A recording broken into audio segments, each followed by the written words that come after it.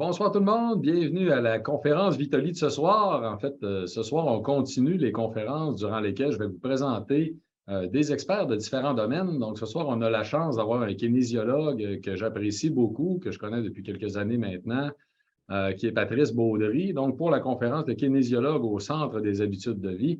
Donc, bonsoir Patrice. Salut Eric, ça va bien?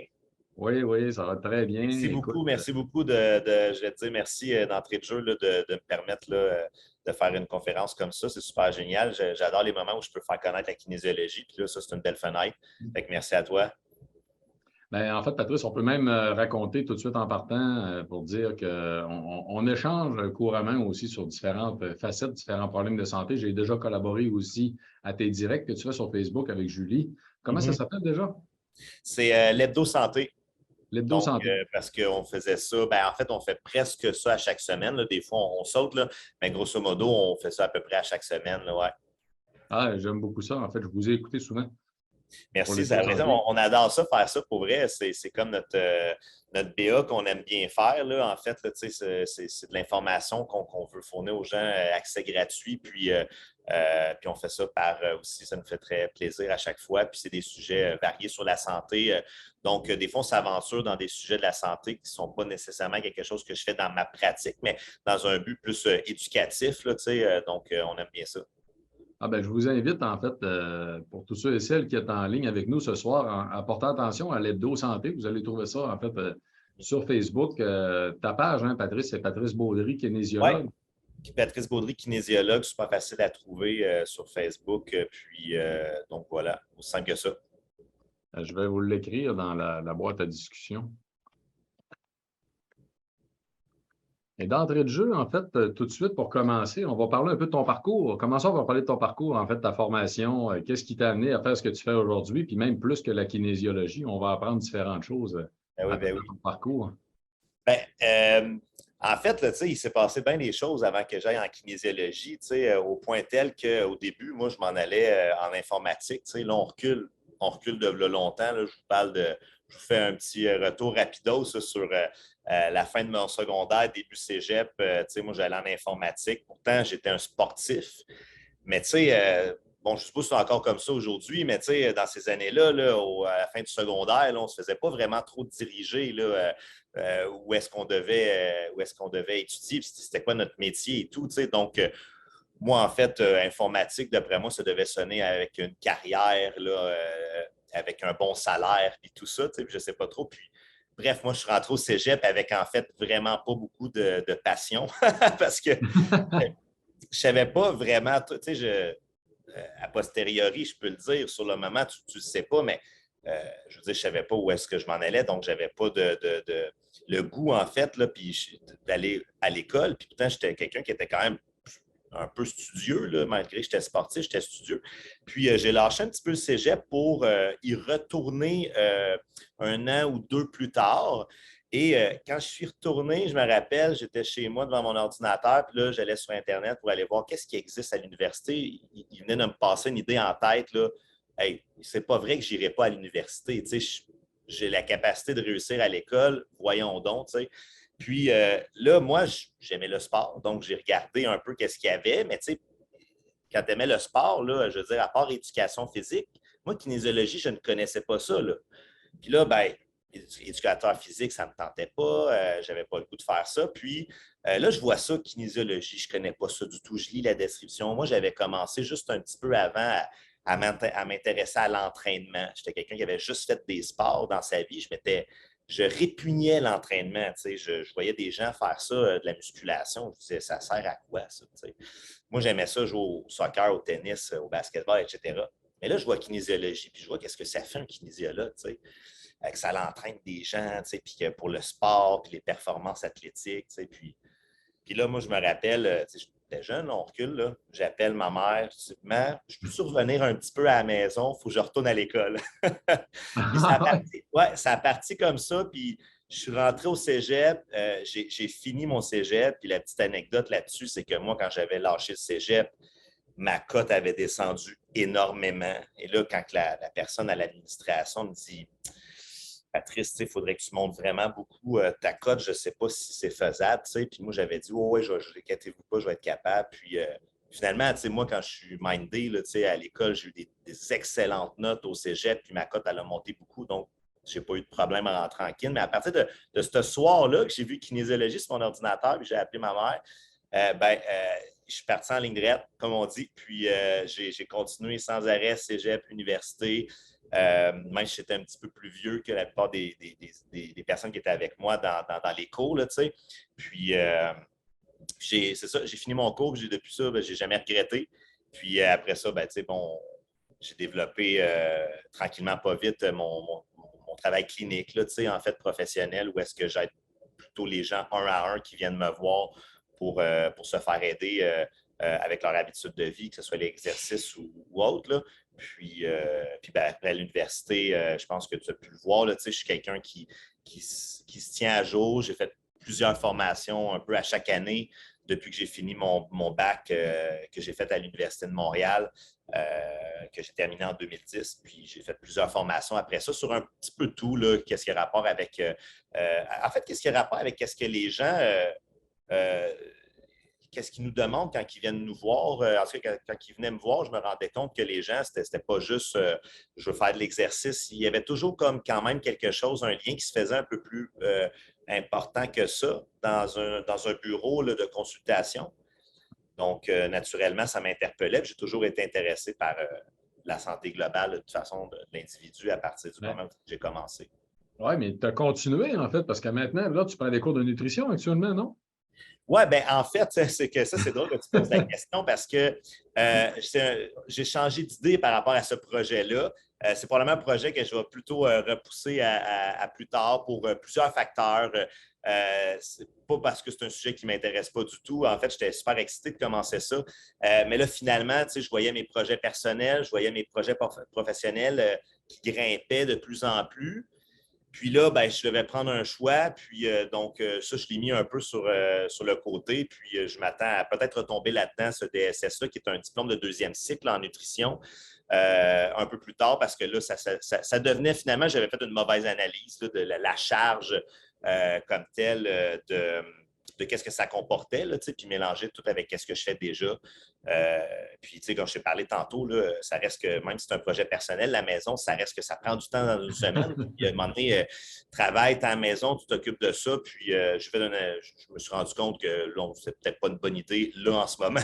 Donc, je vais porter ça à plus tard. Mais ceci dit, le domaine de la nutrition, je l'étudie un peu à chaque année depuis que j'ai commencé mon bac en kinésiologie sous forme de lecture ou de cours dans des formations privées, aussi formations continues. Donc, je n'ai jamais été en pause sur l'apprentissage de ce domaine-là en soi. Ah, on a une question, en fait, Patrice, avant que tu nous expliques, parce que je suis intéressé à voir que tu nous expliques, en fait, qu'est-ce que ça fait un kinésiologue dans les détails. Madame Boucher demande s'il y a une différence entre kinésiologue et kinésithérapeute. Kinésithérapeute, oui. Oui, il y a une très bonne différence. Puis ça, c'est une question que je me fais très souvent poser. Puis c'est aussi quelque chose que je dois informer à ma clientèle parce que c'est pas rare qu'il y a de la confusion là-dedans. Entre autres parce qu'en Europe, un kinésithérapeute, c'est un peu comme un physiothérapeute ici. Donc, il y en a qui sont mélangés. Mais si on reste ici, au Québec, un kinésithérapeute, c'est quelqu'un qui va faire des traitements. Donc, c'est plutôt une approche où le client va être plutôt passif. C'est-à-dire que, par exemple, le client a un problème à l'épaule, va aller sur une table de massage, par exemple, puis le kinésithérapeute va faire des manipulations. Donc, sous forme d'étirement spécifique, sous forme de massage spécifique aussi. Et parfois, le kinésithérapeute va pouvoir quand même proposer certains exercices ou des choses de ce genre-là à sa cliente, son client. Mais c'est à peu près ça un kinésithérapeute. Il est plutôt axé sur le traitement avec ses mains. Il va toucher le client pour essayer d'améliorer le problème, si on veut.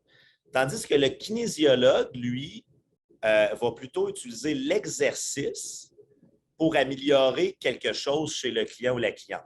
Donc, dans ce contexte-là, je considère que le client est plus actif dans ce processus-là. Tandis que avec le kinésithérapeute, le client va être un peu plus passif. Donc, c'est un peu ça, en fait, c'est surtout ça la grosse différence. Donc, kinésiologue, j'utilise beaucoup l'exercice pour atteindre un but X, tandis que le kinésithérapeute va utiliser ses mains en faisant des traitements pour un objectif X. Oui, puis si on parle un peu plus justement du rôle du kinésiologue, c'est que tu parles d'objectif X. C'est sûr que tout le monde pense, quand on pense quand on parle d'exercice physique, tout le monde pense, comme tu l'as dit au début, soit à de la perte de poids ou encore au développement de la masse musculaire. Mais c'est beaucoup plus que ça. Des fois, tu vas travailler avec des personnes âgées, des fois, il y a beaucoup de facettes. Effectivement, il y a beaucoup, en fait, là, le kinésiologue, là, c'est un peu comme c'est le petit nouveau dans la gang des professionnels de la santé. Quand j'étais à l'université, moi, c'était déjà c'est encore récent, je dirais, aujourd'hui, dans le sens qu'il y a encore beaucoup de gens qui ne savent pas c'est quoi ça fait un kinésiologue, mais ça l'était encore plus quand j'étais à l'université. Puis donc, nous, quand tu es le petit nouveau, ben, ça a l'avantage, par contre, d'étudier toutes les autres facettes, parce que tu es le petit dernier. Donc, tu sais, nous, on apprenait un petit peu de tout, ce qui était relié à la santé, autant un peu mettons, psychologie du comportement, autant aspect sociologique, autant aspect métabolique, puis autant aspect comment que je fais pour augmenter la vitesse d'un sprint, d'un sprinter. Tu sais, donc, on voyait beaucoup de choses, puis là, bon, c'est éventuellement quelqu'un peut se spécialiser quelque part.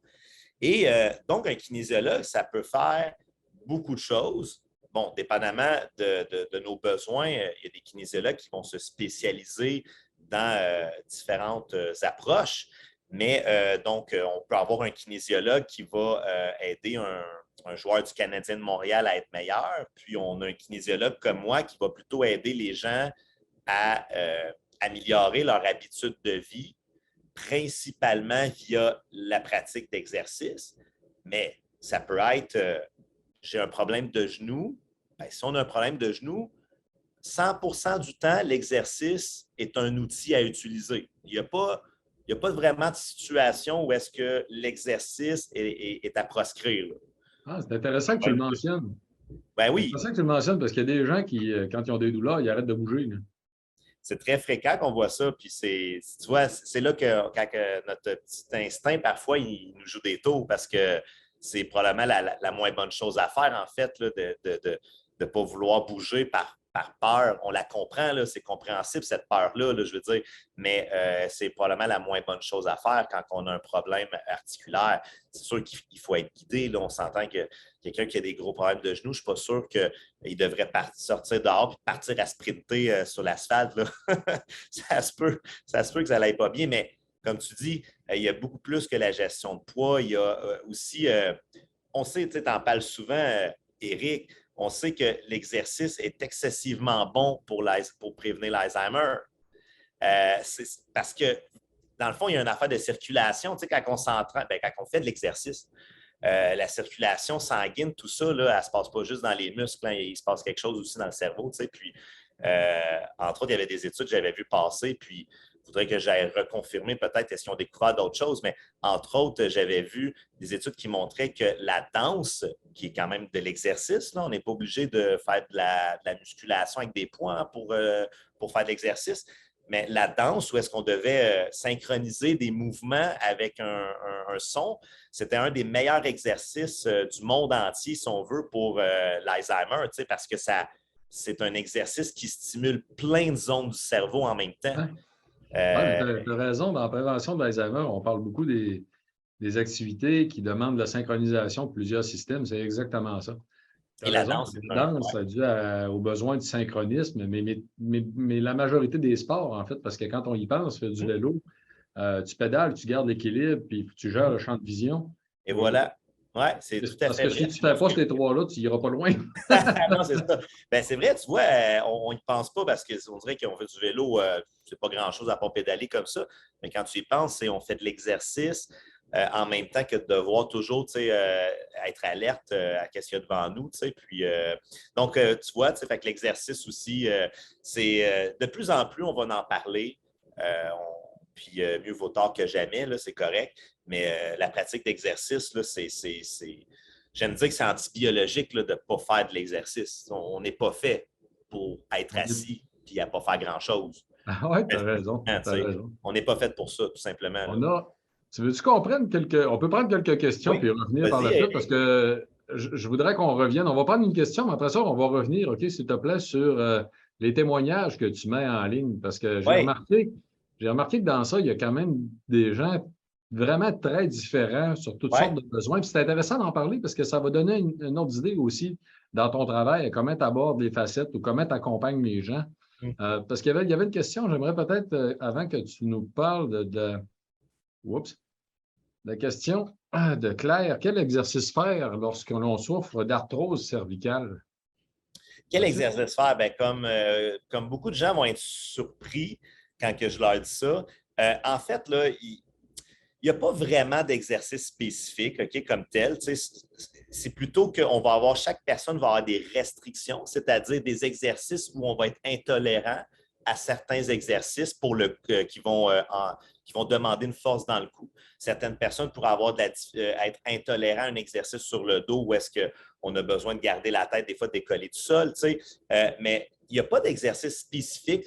Ce qui est surtout important de savoir, c'est être encadré par un professionnel, un kinésiologue. Sinon, en termes d'exercice, simplement le mouvement, c'est-à-dire être capable de faire des différents mouvements, un peu de tout le corps, donc naturellement de la tête. Et simplement, le mouvement va aider dans des cas comme ça d'arthrose cervicale. En fait, le mouvement, pour peu importe la région articulaire qui va être touchée dans le corps, va aider tu sais, Eric, aide entre autres à la modulation de la douleur. On sait que les gens qui font de l'exercice parce que tu sais, la douleur, c'est aussi une perception. Donc, chaque personne ressent la douleur d'une façon différente. Et on sait que ça s'est modulé simplement par faire de l'exercice. Donc, tu sais, oui, des fois, il y en a qui vont travailler avec des exercices spécifiques. Moi aussi, ça m'arrive de recommander certains exercices spécifiques, mais c'est suite à une évaluation très précise avec quelqu'un. Ce n'est pas quelque chose de général où est-ce que tout le monde devrait faire, par exemple, des étirements comme ça. Ce n'est pas nécessairement vrai que tout le monde doit faire des étirements, des trapèzes comme ça non plus. Ce que tout le monde doit faire, c'est plutôt faire de l'exercice de façon générale en connaissant bien ses limites. Donc, si je fais un exercice où est-ce que je sens que ça génère trop de douleur au niveau de mon cou, ben, c'est de régresser dans l'exercice, c'est de faire un exercice où est-ce que je vais être plus confortable dedans. Parce qu'au final, c'est l'exercice général qui va amener du bien-être à des personnes qui souffrent d'arthrose, peu importe que ce soit au niveau du cou ou ailleurs. Ah non, écoute, c'est intéressant. En fait, d'un point de vue biologique, on sait que il y a une réduction de l'inflammation qui est amenée par l'exercice. Il y a une production d'une poignée de neurotransmetteurs qui vont réduire aussi la douleur perçue au niveau du cerveau. Tu as parlé de perception. Puis il y a toute la question des os qui ont tendance à souder dans l'arthrose, malheureusement. C'est un principe qui est facile à comprendre. C'est que dans le corps humain, si vous approchez deux os un de l'autre qui n'a pas de cartilage, ils vont souder. Ouais. C'est un réflexe naturel qui fait en sorte que si on se casse de quoi, ça se répare, Dieu merci. Le problème, c'est quand on commence à avoir des articulations qui sont maganées puis que le cartilage est complètement usé, qu'on est rendu à l'os, bien là, l'os va avoir tendance à souder avec l'autre d'à côté. C'est le processus d'arthrose, c'est un peu ça. Donc, quand on fait de l'exercice, on va tout simplement empêcher les os de souder ensemble. Et voilà. Et voilà, c'est juste que c'est bon de bouger partout, pareil comme on a un cou, puis bon, notre cou n'est pas fait pour rester immobile. Il faut trouver des façons de faire des exercices généraux qu'on se sent bien et qui vont nous permettre de bouger quotidiennement en faisant des exercices qui sont tolérables. Puis il ne faut pas chercher plus loin que ça. Donc, il faut faire attention avec des fois la surspécification des exercices, ce n'est pas tout le temps nécessaire, vraiment pas.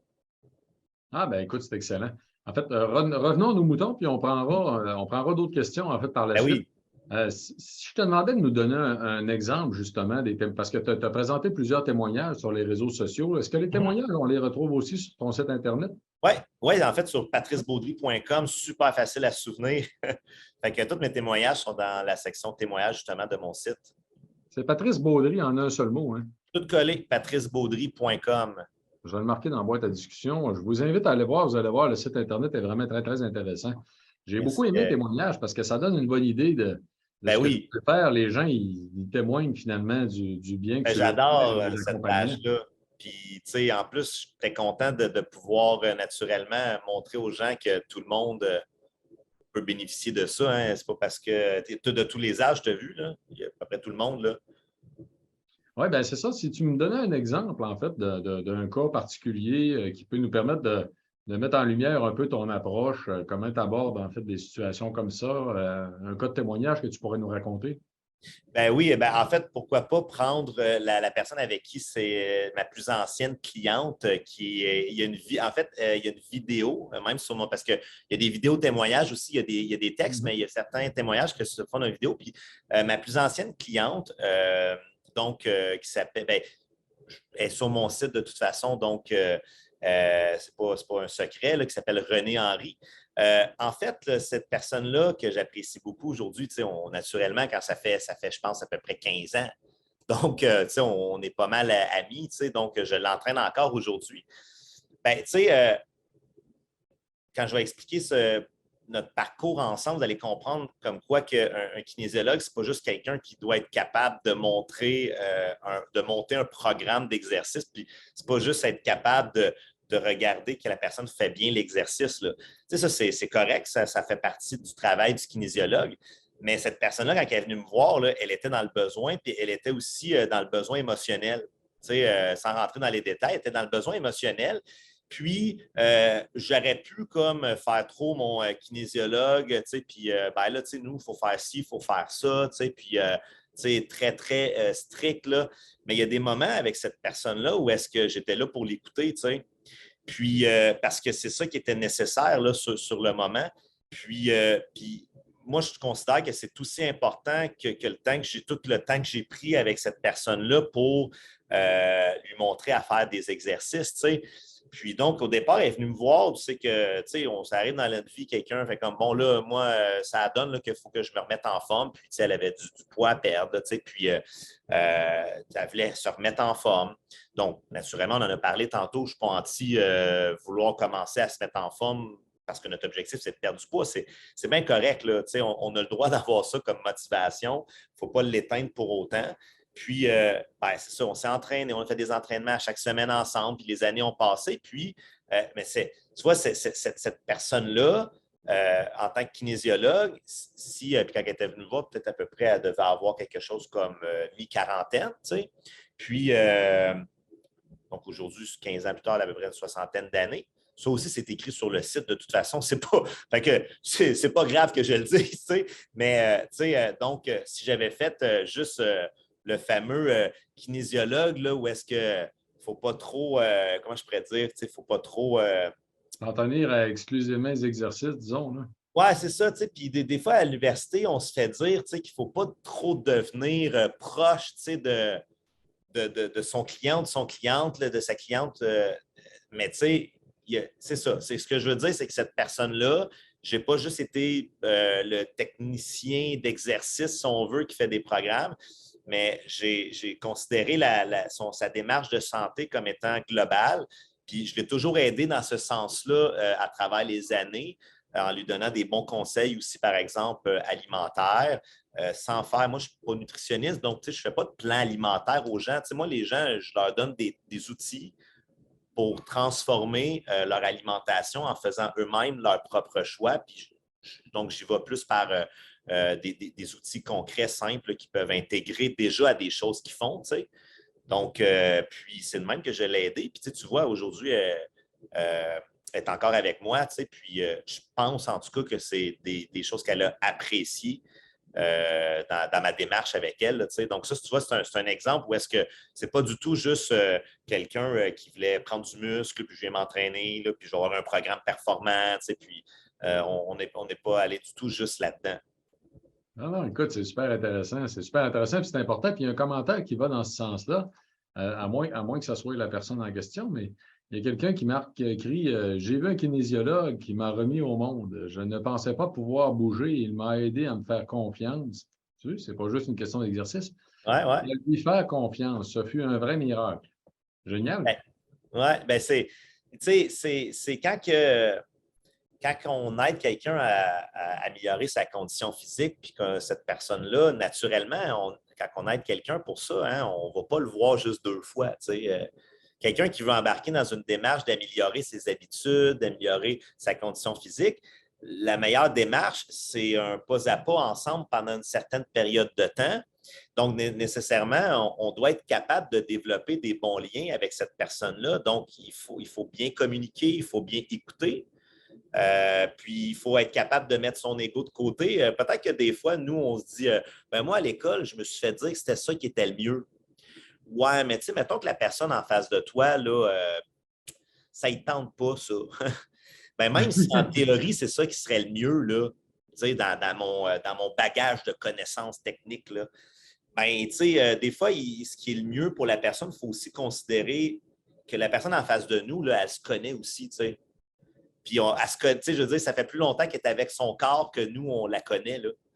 Donc, il faut être capable de mettre son ego professionnel, j'appelle ça comme ça, puis de ne pas toujours considérer que nous, on a les réponses, là, puis que le client, la cliente, patient, patiente, là, nous, on dit client, cliente parce que je ne suis pas médecin. Là, puis, bon, mais ça reste que ils ont aussi raison là, Ah oui, c'est à l'occasion. de mettre la personne au centre Mm, de nos intérêts, de nos interventions. C'est la personne avant tout. Et mm. il y a justement quelqu'un qui nous dit 120 avec vous, monsieur. Mon expérience d'exercice depuis plus de 10 ans avec le même kinésiologue. Parfaite idée. Souhaiter à tout le monde continuer. Ah, ben c'est ça, 10 ans, c'est cool, ça. Intéressant. Oui, c'est très cool. Ça nous amène, Patrice, par exemple, à parler justement de ta vision de la santé, parce que là, tu viens de mentionner que avant tout, dans le fond, il faut que les gens progressent. Ce n'est pas Mhm. nécessairement le chemin tout le temps qu'on aurait pensé pour eux, mais ça fait partie de ta vision de la santé, j'imagine. Ben oui, parce qu'en fait, c'est que moi, je pense que si la seule chose qu'on avait besoin, c'était le savoir, ben, tu sais, les gens mangeraient assez de fruits et légumes aujourd'hui. Puis pourtant, on n'a jamais, je donne l'exemple de l'alimentation, là, tu sais, parce que c'est plus simple comme ça, mais tout de suite après, je pourrais dire la même chose sur l'exercice. On n'a jamais connu autant l'impact de la nutrition sur la santé. Puis pourtant, les derniers recensements, je pense qu'ils datent peut-être juste de 3 ans, quelque chose comme ça, montrent que ça ne s'est pas tellement amélioré, par exemple, la consommation de fruits et légumes dans la population. Puis, tu sais, s'il y a bien, tu sais, oui, il y a des choses que les gens ont besoin encore de savoir. Tu sais, il y a de l'éducation encore à faire. Mais s'il y a probablement bien quelque chose, je pense que les gens savent. On se fait dire depuis à peu près 50 ans que c'est bon de manger des fruits et légumes. À ça, je serais très surpris qu'il y ait des gens qui ne sont pas au courant de ça. Je serais très surpris. Peut-être, mais je ne pense pas que c'est un grand pourcentage. Mais pourquoi qu'encore aujourd'hui, les gens, il y a encore une grosse masse de la population, selon toi, qui ne mangent pas suffisamment de fruits et légumes? Ah, Pourquoi? c'est, écoute, Parce que là, on le sait, ça, depuis longtemps. question de changer les habitudes de vie, hein. C'est une question de sortir de où on était avant, en fait, pour réussir à rentrer dans une nouvelle zone. C'est ça qui est difficile parce que une habitude de vie, peu importe c'est quoi, là, c'est une des choses les plus difficiles à changer. Là, euh, et donc, moi, ma vision de la santé, c'est ben, si les gens ont de la difficulté encore à manger des fruits et légumes malgré tout ce qu'on connaît, ben, c'est parce qu'il y a des éléments autres que juste savoir les choses. On sait entre autres, par exemple, puis un peu plus tard, on va en parler là, au niveau de la méthode, le terme qu'on donne à cette méthodologie-là, mais on sait entre autres qu'on peut bien savoir que manger du fast-food, c'est pas nécessairement bon d'en manger plusieurs fois par semaine, par exemple. Mais quand ton environnement autour de toi là, n'est composé que de ça sur ton chemin du retour, quand tu t'en vas à la maison, ben là, c'est sûr qu'il y a des gens qui vont se bloquer plus facilement que d'autres. Il y en a qui ont des boucliers un peu plus performants que d'autres, mais chaque personne est différente par rapport à ça. Donc, et ce n'est pas nécessairement la faute tout le temps des individus. Ensuite de ça, ben, on sait que les gens ont tout un niveau d'éducation différent. Donc, dans ce sens-là aussi, c'est qu'il y a des personnes là, que si on leur demande de faire des changements qui sont trop compliqués. Tu sais, la nutrition, là, on peut l'expliquer à quelqu'un, là, puis ça peut être hyper complexe, tu sais, comme qu'on pourrait la simplifier. Donc, il faut reconnaître ça aussi. Puis j'en passe, il y a d'autres choses, mais donc, et on sait que l'aspect aussi de la famille là-dedans, tu sais, quand que les gens veulent améliorer leur façon de manger ou même leur façon de faire de l'exercice, ben, comment que la famille interagit à travers cette personne-là qui veut améliorer ses habitudes. Tu sais. Donc, donc, pour répondre à ta question sur moi, la santé, ma vision de ça, c'est de tenir compte d'un peu toutes ces facettes-là qui influencent, mettons, la X personne qui voudrait changer ses habitudes. Et donc, nécessairement pour ça, là, moi, je crois beaucoup à l'accompagnement. Là, tu sais, à travers les années, je me suis rendu compte que les personnes qui ont le plus de succès dans une optique d'améliorer des habitudes de vie, c'est d'avoir un accompagnement. Les gens ont besoin d'être accompagnés et d'avoir, donc on pourrait appeler ça du coaching, là, qu'on peut mettre le terme qu'on veut là-dessus.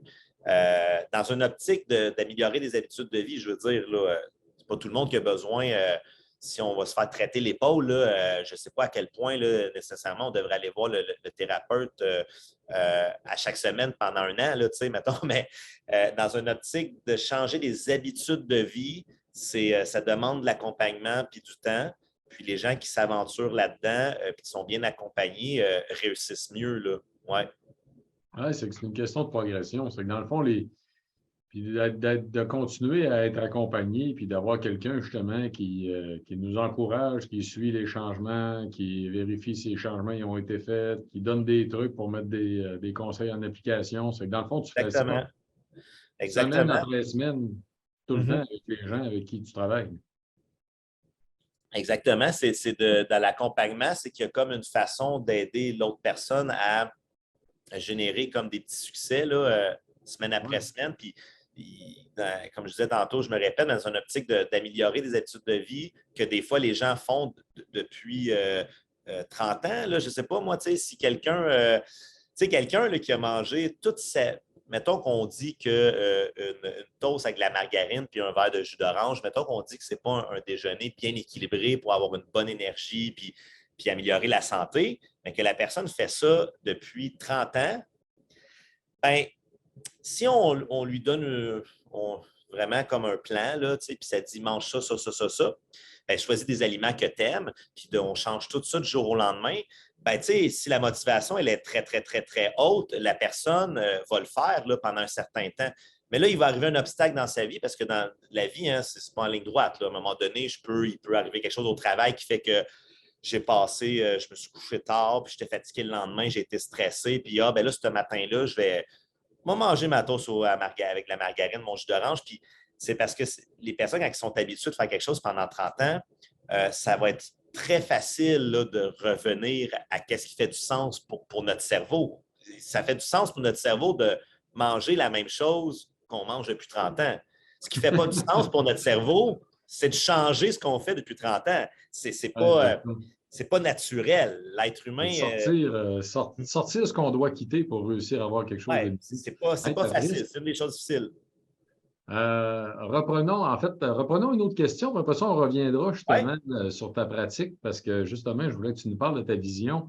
Mhm. Il y a quelqu'un qui demandait votre opinion sur le transverse pour soutenir les lombaires. Doit-on le solliciter le plus souvent possible?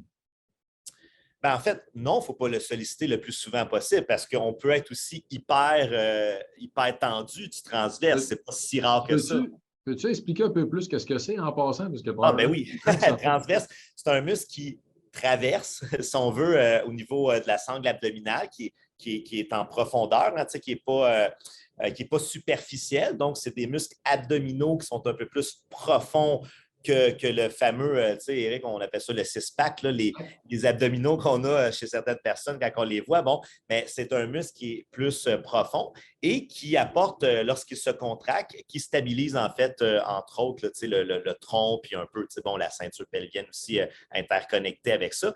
Et donc, souvent, les gens vont se faire dire, bon, pour des problèmes de dos, il faudrait que tu renforcisses tes abdos. Bon, Fait que c'est large renforcer ses abdos. Ceci dit, il y a des fois des exercices d'abdos qui ne sont pas des bons exercices dans des cas de problèmes de dos. Là, c'est du cas par cas.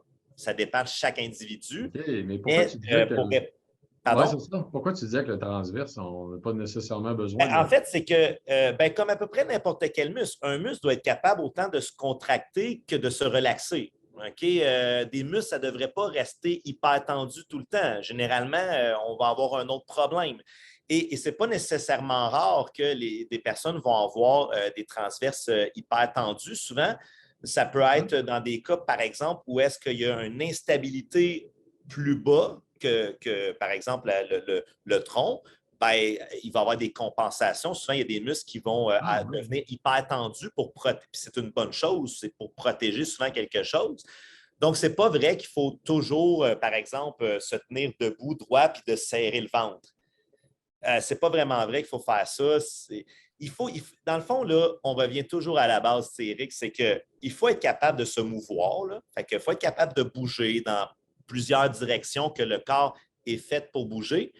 Mais il faut aussi être capable de se solidifier si j'ai besoin d'empêcher un segment de mon corps de bouger. Et là, le transverse, ça va être important de le contracter parce qu'il y a des moments où est-ce que le but, c'est de protéger la colonne. Tu sais, quand tu t'attaches tes chaussures, là, c'est correct là, d'avoir la colonne un petit peu molle. Tu te penches, tu attaches tes souliers. Si tu avais le transverse tendu et qu'il n'était pas capable de se relâcher, ça n'irait pas bien.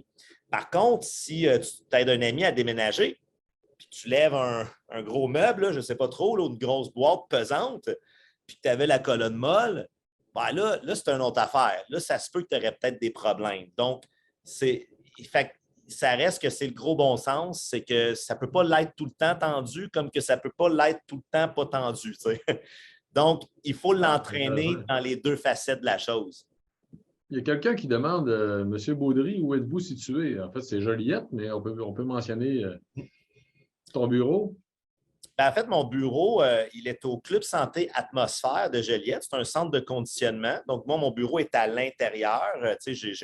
Donc, je paie mon local pour faire ma pratique privée qui est à l'intérieur du gym. Donc, c'est un Joliette, c'est dans la Naudière-Nord. Donc, c'est à peu près à quelque chose comme 50 minutes de Montréal, à peu près 30 minutes de Repentigny, quelque chose comme ça. Il y a quelqu'un qui demande si tu fais de la consultation en ligne. Tu ne fais pas ça, non? Oui, j'en fais. Oui, j'en fais. Tu sais, à cette heure, avec Oui. les technologies, il y a moyen de faire des bons suivis à distance. On peut facilement, par exemple, envoyer des vidéos. Tu sais, mettons, dans un contexte de recommandation d'exercices, on peut faire des vidéos, envoyer des vidéos des exercices. Quand on fait de la consultation en amélioration d'habitudes de vie, on peut utiliser Zoom et faire les consultations de cette façon-là. Donc, il y a beaucoup de choses que je fais quand même. Ce n'est pas un gros pourcentage de ma clientèle parce que je me spécialise plus dans le présentiel, si on veut, mais j'en ai quand même là, un certain nombre de personnes là, que je vais les aider avec des applications Ah, web. ben, je vais rappeler ton site Internet parce que dans le fond, les gens ils peuvent te contacter via ton Oui, site Internet. ouais, il y a une section contact là, que vous pouvez remplir un formulaire.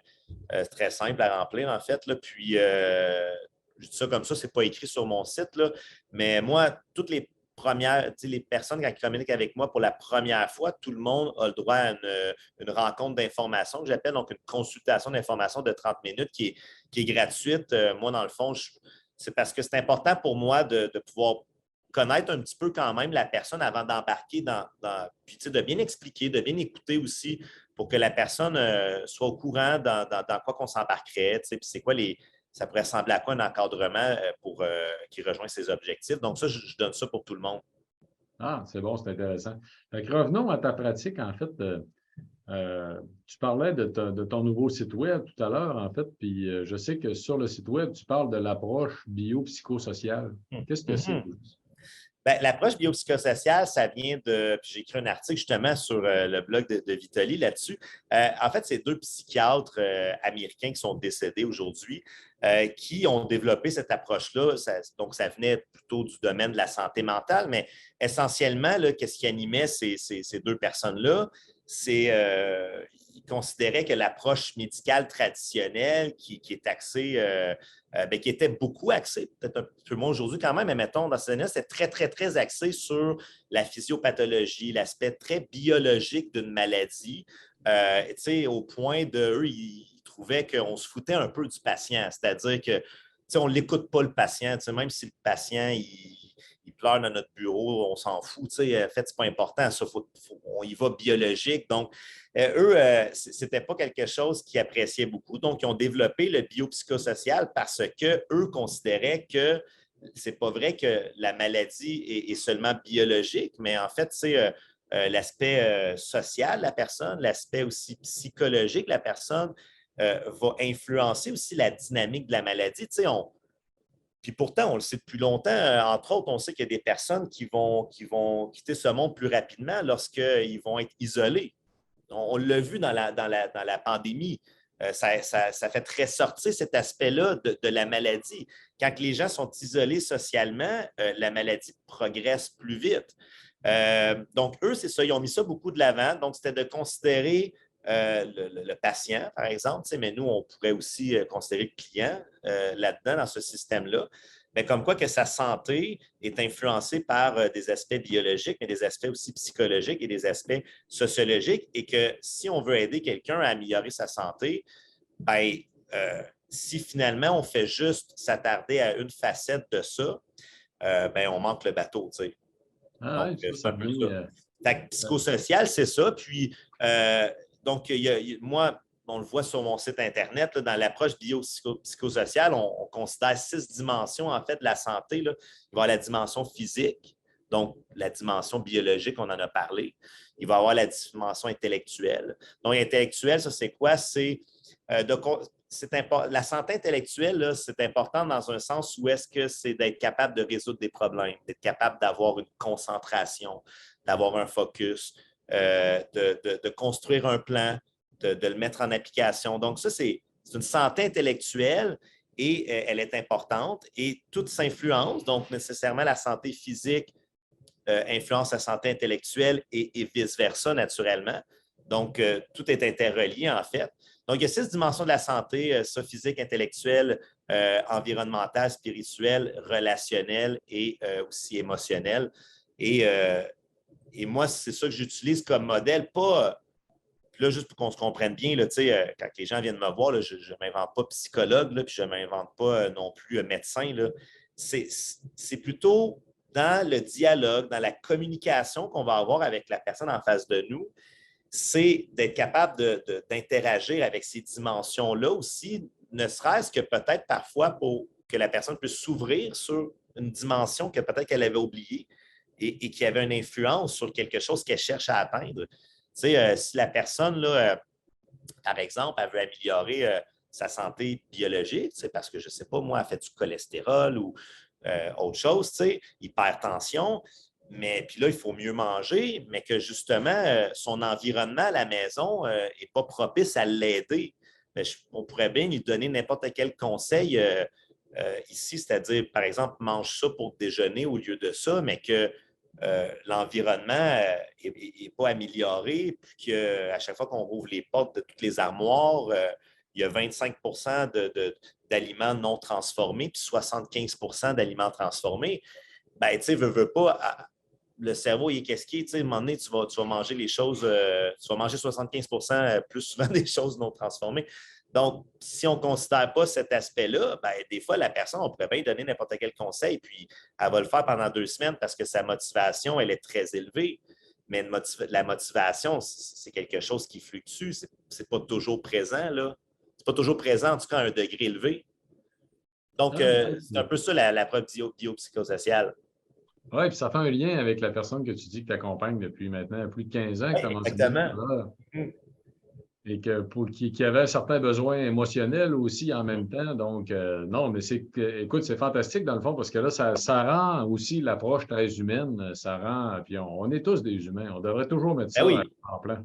Puis, tu sais, moi, ce que je pourrais rajouter par rapport à ça, moi, ça, c'est une opinion très personnelle, là, mettons, mais moi, je pense qu'on surévalue l'importance d'être un spécialiste dans une petite chose en particulier. La grande majorité de la population, là, oui, il y en a qui ont besoin d'avoir un. Tu sais, quand tu as déjà un cancer, là, tu vas voir quelqu'un qui se spécialise là-dedans, là, un médecin qui se spécialise là-dedans, on s'entend là-dessus. Mais la grande majorité de la population là, a besoin de saines habitudes de vie là, pour vivre en santé. Et ça, je ne pense pas qu'il faut être spécialisé trop dans juste une chose. Je pense que des spécialistes, pourtant, on en a plein là, dans notre population. Je ne pense pas nécessairement que ça aide beaucoup les gens à améliorer leur habitude de vie. Les gens ont besoin, n'ont pas besoin de connaître tous les détails de ce qu'il y a dans les aliments pour mieux manger. Les gens ont besoin de quel outil que je peux utiliser que je ne vais pas être obligé de travailler dans ma tête là, quand que je fais mon assiette de déjeuner, de ne pas faire des mathématiques en mangeant. Puis je ne pense même pas que les gens auraient besoin de savoir l'insuline, puis ces affaires-là, puis le cortisol, les choses que nous, on aime ça. Là, nous, on a un esprit scientifique, on va aimer ces affaires-là, puis c'est correct parce que ça nourrit notre travail puis notre façon de bien analyser les choses. Mais dans le fond, là, monsieur, madame, tout le monde que tu as en face de toi, puis ça reste que les personnes qu'on a en face de nous, c'est monsieur, madame, tout le monde, là, en grande partie. Ils veulent bien se sentir, ils veulent mieux vivre, puis ils veulent avoir des trucs simples pour réussir à le faire. Tu as raison, on ne sont pas obligés de tout connaître puis tout savoir pour en arriver là. Et ça prend des gens qui vont s'attarder à ce qu'ils ont besoin dans leur situation à eux pour être capables de cheminer, finalement. C'est ça que tu veux dire. Puis à être accompagné dans le processus. C'est une belle vision, ça, c'est sûr. Ah, ça, c'est une très, très belle vision. Patrice, on a quelqu'un qui demande comment savoir si un exercice est plus néfaste que bénéfique? En fait, est-ce que ça améliore les dimensions de ta vie? C'est-à-dire que tu as fait un exercice, est-ce que ça te donne plus d'énergie, oui ou non? Est-ce que ça te donne plus de force, oui ou non? Est-ce que tu remarques que, je ne sais pas si tu avais une perte d'équilibre, est-ce que les exercices que tu fais augmentent ton équilibre, oui ou non? Puis c'est aussi simple que ça parce que des exercices, il y en a plein. Puis il n'y a pas nécessairement des exercices qui sont meilleurs que d'autres.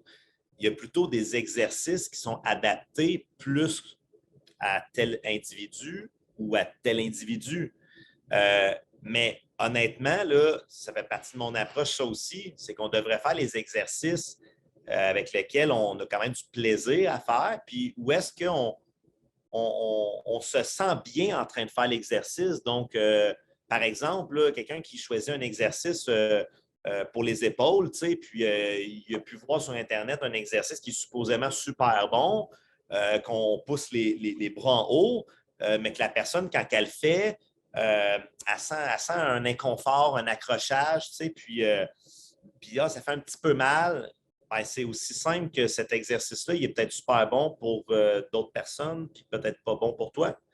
Fait je pense que le meilleur conseil, c'est de connecter à soi-même et non à qu'est-ce qu'on peut s'être fait dire par un kinésiologue qui a dit tel exercice, tu devrais le faire, il est bon. Moi, quand j'entraîne les gens, là, je leur demande très souvent là, comment tu sens cet exercice-là? Parce que je veux avoir un feedback. Puis, il y a des personnes, des fois, là, c'est vraiment pas, je dis des fois, mais en fait, c'est pas rare là, qu'ils vont faire des exercices juste parce qu'ils ont lu ou entendu que c'était bon de faire cet exercice-là. Mais c'est tout. C'est pour ça qu'ils le font. Puis des fois, on essaye d'autres affaires, puis on se rend compte qu'ils aiment mieux faire d'autres exercices qui vont travailler les jambes. Fait qu'il n'y a pas de meilleur exercice. Il y a juste des exercices que la personne, si elle connecte avec son corps un peu, va se rendre compte qu'elle est confortable dans cet exercice-là. Puis, c'est pas vrai, c'est pas parce que l'exercice est confortable qu'on ne peut pas gagner de la force sur cet exercice-là ou gagner de l'endurance. Là, si on a un exercice qu'on est confortable et qu'on veut gagner de la force, ben on va utiliser des poids, puis on va gagner de la force, tout simplement. C'est intéressant. Intéressant que tu rappelles parce que, écoute, moi, si on prend mon cas, là, moi, j'ai un ami qui qui a fait beaucoup de courses à pied, il faisait des longues distances, puis il fait du vélo, il fait des 30, 40, des fois 70 kilomètres, tu sais, puis il m'en parle, puis il essaie de me convaincre, puis moi, je cours sur 500 mètres, tu vois, Patan? Ouais. J'aime pas faire des exercices qui demandent beaucoup de temps. Moi, j'aime l'intensité, tu sais. Ça fait que même le vélo chez moi, c'est un vélo qui est très difficile, en fait, là, sur lequel je vais mettre beaucoup d'intensité. Je vais forcer, finalement, là. Fait que j'aime les exercices d'intensité. C'est moi-même, c'est personnel, tu sais. Ouais. Ben oui, puis tu vois, moi, pour vrai, je ne pourrais pas plus te comprendre que ça parce que je suis pareil. Moi aussi, tu sais, quand que je fais mes entraînements, tu sais, j'aime ça avoir ça court et intense. Puis sinon, tu sais, je vais aller faire des marches en nature, là. Mais, tu sais, moi, fait que pour résumer ça, répondre à la question de la personne, c'est ce que tu fais comme exercice, là, est-ce que ça te fait te sentir bien? Point barre. Autant mentalement que physiquement. Puis est-ce que tu as du plaisir à faire qu'est-ce que tu viens de faire? Puis, tu sais, si tu réponds oui à ces deux questions-là, tu sais, on est en business, il ne faut pas non plus chercher des bobos où est-ce qu'il n'y en a pas. Ouais, puis on a une question que je trouve fort intéressante sur la motivation et la persévérance. Mhm, En fait, hein, je peux peut-être donner quelques trucs que j'ai moi-même, là, qui vont peut-être faire sourire les gens même, là. mhm. Moi, j'ai deux facettes de motivation que je trouve bien efficaces, hein. De un, je m'entraîne pour baisser mon stress, ça en est une. Ça fonctionne très bien. De deux, je m'entraîne aussi pour évacuer des choses négatives, des frustrations. J'ai mis ça sur Facebook il n'y a pas longtemps, ça a fait beaucoup rire les Ben gens. oui, j'ai lu très bien la publication que tu parles. Ouais. J'ai marqué que justement, je m'entraîne pour passer mes frustrations, qu'avec la pandémie, je commence à être en forme en tabarouette. Ouais, ben ouais, c'est ça. On avait pas mal de frustration pendant Eh, la mon pandémie. Dieu. Mais ça, c'est deux bonnes sources de motivation. Moi, personnellement, je me lance des défis à moi-même. Je suis quelqu'un qui aime l'intensité. Ça fait que, tu sais, il y a quelques années, je me suis remis à m'entraîner plus. Je me suis remis à faire des push-ups. Puis, au début, je me disais, ben, je vais en faire 25, tu sais, 2, 3 fois par semaine. Puis là, ben, je me suis mis, ça venait trop facile, j'en faisais 30. Je me suis mis à mettre mes pieds sur la première marche d'escalier. Là, je les mets sur la deuxième. Là, je commence à trouver que c'est pas encore assez, ça fait que j'ai ralenti. Je l'ai fait bien tranquillement. Là, c'est dur en tabarouette. Fait que je me donne des défis à moi-même, justement, Ben, de c'est parfait. continuer à. Puis tu vois, puis tu le fais, puis tu sens que ça te rejoint. Tu Ouais, sens que tu as besoin de, j'ai du t'as fun besoin aussi. de ça. Tu as besoin de ça. Tu sais, moi, tu vois, j'en ai une motivation qui est la même que toi, qui est je me connecte beaucoup au bien-être que je sais que je vais avoir immédiatement après avoir fait de l'exercice. Hey, ça, c'est intéressant. Ça, c'est intéressant. C'est le prendre le temps du ressenti, là. Ouais, C'est ouais. que, ouais, l'autre jour avec JC, Jean-Christophe Poirier, que tu dois connaître aussi. Ben oui, je vois sur les médias sociaux. Ouais, c'est ça. JC disait justement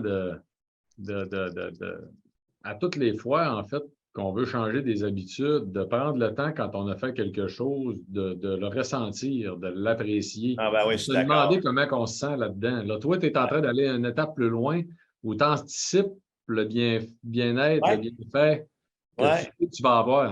Ouais, Ouais. puis, tu sais, je parle pour moi, là, je sais pas, tu sais, je dis pas nécessairement que tout le monde devrait faire ça. On parle de nos expériences personnelles. Mais oui, c'est quelque chose que je remarque que c'est une bonne motivation pour moi de savoir à l'avance, tu sais, puis parce que on le vit, parce que c'est dans nos habitudes, fait qu'on a enregistré ça. On le sait qu'on va ressentir ça après. Ça prend un certain temps avant que les gens puissent se rendre compte de ça. Et c'est pour ça que c'est important de développer des habitudes pas à pas. Mais oui, moi, ça m'aide beaucoup. Tu sais. Puis ce que j'aime de cette connexion-là, c'est parce que dans dans ma personnalité, j'ai une petite nature impatiente. Là, ma blonde qui nous Eh, regarde, mon elle Dieu. va partir à Ben, rire. Là. là-dessus, on se rejoint aussi. Fait que, tu sais, j'ai une nature impatiente. Là, tu sais, en vieillissant, on apprend à dealer beaucoup mieux avec ça. Là, tu sais. Mais donc, moi, c'est sûr que ça m'attire beaucoup, ça, ce que j'ai tout de suite en presque pendant et après l'exercice. Parce Ah, que là, c'est on ne parle pas intéressant. de gestion de poids. Tu sais, le problème avec la gestion de poids, là, c'est que, mettons qu'on se sert de l'exercice pour, par exemple, perdre du poids, ça prend du temps, à part si on. Ça peut peut-être aller vite si on prend de la soupe aux choux à longueur de journée, là. Mais sinon, ça prend du temps là, de perdre du poids. Là. Idéalement, on ne veut pas perdre ça après un entraînement. T'sais. Donc, et ça peut être plus difficile pour les gens quand ils s'accrochent trop à ça parce que c'est quelque chose on ne sait pas trop comment ça va aller. Ouais, Puis j'aime s'il y ça a ce une que tu chose dis. qu'on sait comment ça va aller, c'est qu'à chaque fois que tu Ouais. vas faire une séance d'exercice, je ne vois pas des gens qui ont dit après une séance d'exercice, j'aurais pas dû, je me sens pas bien. C'est Ah non, rare. tu as raison. Ça, c'est excellent. C'est vraiment C'est excellent. rare. J'adore ça, Patrice. C'est vrai que si on focus sur le fait que ça va nous faire du bien, puis tout de suite, c'est Tout de suite. instantané. En plus qu'on est écoute, on est tellement dans une société de l'instantanéisme, Ouais, c'est fait que, capoté. c'est vrai, fait que tu vois, ça, c'est quand même un instantané qui est très positif. Là. Ouais, non, ça, c'est génial, justement. Côté motivation, je peux peut-être rajouter un élément qui est intéressant. Moi, j'ai passé des années, on a déjà parlé ensemble, hein, mon père est décédé, j'étais relativement jeune. Mhm. Je m'en suis longtemps servi comme source de motivation en me disant que s'il était là aujourd'hui, il serait fier de moi. Mais de la Ouais. même façon, en vieillissant, je me suis remis aussi à faire certaines choses que je me dis que, bon, pour les enfants, la famille, je veux rester en forme, je veux rester en santé, je veux être capable de performer. Ça me prend ça aussi et je le fais pas juste pour moi, je le fais pour le reste de la famille, je le fais pour le monde qui tient à moi, je le fais pour, tu sais, je trouve que c'est Ben une oui, source de motivation aussi, c'est tu sais. sûr. C'est sûr. Puis tu vois, ça rejoint bien ce qu'on disait tantôt quand on parlait du modèle biopsychosocial. Tu pourrais toujours bien être en super bonne santé, toi, mais on sait que la santé, c'est aussi relationnel. Donc, c'est important que tu sois capable de bien interagir avec ta famille. Puis, une des bonnes façons de le faire, c'est quand tu es en santé, ben, tu vas être capable d'interagir avec eux autres longtemps, puis en faisant toutes sortes d'activités. Donc, nécessairement, ça te revient, ça. Ça te revient. Ben non, écoute, C'est ça, intéressant. c'est excellent. Il y a quelqu'un qui demande, j'habite à Montréal, dans le Midland. Oui. Connaissez-vous un kinésiologue dans ce secteur? Ben, en fait, kinésiologue dans le secteur précisément là, non, j'en connais plusieurs kinésiologues, mais à cette heure, c'est beaucoup les médias sociaux. Fait que souvent, on connaît des kinésiologues, mais on ne sait pas tout le temps où est-ce qu'ils habitent, tu sais, ou dans quel secteur. Tu sais. Donc, moi, je dirais, honnêtement, la meilleure affaire que la personne peut faire, c'est peut-être d'aller sur le site de la Fédération des kinésiologues du Québec, puis il y a une liste Ah, c'est intéressant, ça. par région. Là. Vous pouvez tout trouver ça facilement là, sur ce site-là. Là. C'est répertorié par région au Québec, là, donc aussi simple que ça. On va l'écrire en bas, Fédération des kinésiologues du Québec. Donc, ça, c'est facile de trouver des kinésiologues qui sont membres de la fédération. Oui. Il y a quelqu'un qui demande, devons-nous respecter une période de repos entre chaque séance d'exercice et de combien de temps? J'imagine que ça Ah, dépend de l'intensité, non? ça dépend tellement de plein de choses, tellement plein de choses. Pour vrai, ça revient à. Parce que là, il faut que je donne une réponse quand même que les gens vont pouvoir essayer de mettre en pratique, si on veut. Là. En fait, là, c'est est-ce que quand tu refais une séance, est-ce que tu te sens énergique dedans? Est-ce que tu as progressé par rapport à cette même séance-là que tu as faite peut-être la semaine d'avant, par exemple? Est-ce que la semaine d'avant, tu étais capable de faire 10 répétitions avec des 10 livres, puis là, la semaine d'après, tu as pris des 12 livres et demi, puis tu as fait 10 répétitions, puis tu as fait comment? J'ai gagné un petit peu de force, tu sais. Ou est-ce que tu te sens un peu pédaler dans le beurre? Mais ça, généralement, c'est un premier bon signe que tu ne prends pas assez de repos. Donc, ça, c'est une super bonne façon de savoir parce que sinon, si on n'utilise pas cette méthode-là, ben, c'est tellement personnalisé le repos qu'on a besoin en fonction de, comme tu l'as dit tantôt, ça dépend, c'est quoi l'intensité de nos séances, c'est quoi la durée de nos séances, et c'est quoi notre expérience d'entraînement. Les gens qui sont très expérimentés vont récupérer plus vite. Donc, il y a des personnes très expérimentées. On le sait, les athlètes de très haut niveau vont s'entraîner à chaque jour, même 2 fois par jour, à chaque jour. Donc, mais eux, ce qu'on fait, on mesure leur niveau de fatigue, on mesure parfois leur fréquence cardiaque, on va mesurer leur pression artérielle, peut-être d'autres trucs comme ça, mais ça reste qu'on peut juste se fier à notre perception que comment je me sens dans mon énergie. Est-ce que je me sens fort? Est-ce que j'ai le goût d'aller faire mon entraînement ou mon exercice ou je pédale un peu? C'est pas plus compliqué que ça. Puis ça, d'habitude, ça nous dit si on est dans la bonne direction ou dans la mauvaise direction. Puis Si vous attendiez, si vous faisiez des entraînements 5 jours semaine et que vous répondez oui à la question, ouais, je suis un peu fatigué puis je ne progresse pas beaucoup dans mes charges, ben, c'est aussi simple que probablement que ce que vous faites là, ces 5 fois-là, à l'intensité que vous faites dans chacune de ces 5 fois-là, c'est trop. Et là, ben, on peut enlever une journée dans la semaine ou on peut peut-être dire, ben moi, j'aime ça y aller 5 fois. Ben, peut-être que là, ça serait de réduire la durée, de réduire l'intensité. Ou Donc, de pas faire toujours la même chose. Moi, j'aime bien exactement. varier ces Mm. exercices que je fais dans les journées pour ne pas faire exactement la même chose. Hey, Patrice, ça fait déjà 1 heure qu'on Ben discute. oui, ben oui, ça J'ai passe vite. beaucoup aimé, ça nous a aidé en fait à Ouais, comprendre ton approche. Ça, c'est très, très clair. Il y a 2 questions dans la boîte à questions. Il y en a une qui est vas-y. un petit peu, il y en a une qui est un petit peu pointue, là. Je prends des antidépresseurs depuis plusieurs années. Que me suggérez-vous de faire exercice et comprimés Vitoli? Oui, mon Dieu. C'est un peu compliqué, la question des antidépresseurs. Il n'y a pas de recette. Après déjà Alors, une chose recette. est sûre, si vous voulez les arrêter, faites-vous accompagner par votre pharmacien pour faire un sevrage progressif. Dans les produits Vitoli, on a eu Vitoli Énergie, qui est très, très utile, en fait, pour la question des antidépresseurs. Il y a un ingrédient à l'intérieur qui a des études cliniques démontrées pour utiliser en concomitance même des antidépresseurs pour justement être capable de réduire les doses. Donc ça peut aider. Dans l'activité physique, ce que moi j'ai vu, en fait, au niveau de la dépression, qui est le plus utile, je crois, c'est l'activité intense. Puis, entre autres, pour justement la réduction du stress. Mais c'est certain que si vous voulez essayer de les arrêter, portez une grande attention à la gestion de votre stress et de la qualité de votre sommeil. Ça va beaucoup vous aider. Comme tu dis, c'est ça, c'est plusieurs aspects, puis c'est individuel à chaque Oui, ça, personne. c'est difficile. Ça fait plaisir, Carole. Carole qui dit merci beaucoup, Patrice. Ça fait plaisir. Ça fait plaisir, Jacqueline. Oui, il y a quelqu'un qui dit, devrait-on refaire la même séance d'exercice ou peut-on changer à chaque fois? Ou comment tu dis ça? Répète ça, s'il te plaît. Devrait-on refaire la même séance d'exercice ou peut-on changer à chaque fois? Ben, en fait, c'est que ça dépend beaucoup du niveau de la personne. Moi, les gens qui sont très débutants, par exemple, là, on parle l'exemple de la salle d'entraînement, où est-ce qu'on fait de l'entraînement musculaire, puis cardio, tout ça au gym. Quelqu'un qui est débutant aurait avantage à commencer avec une routine unique qu'elle va répéter, par exemple, 2 fois dans la semaine, pendant un certain temps.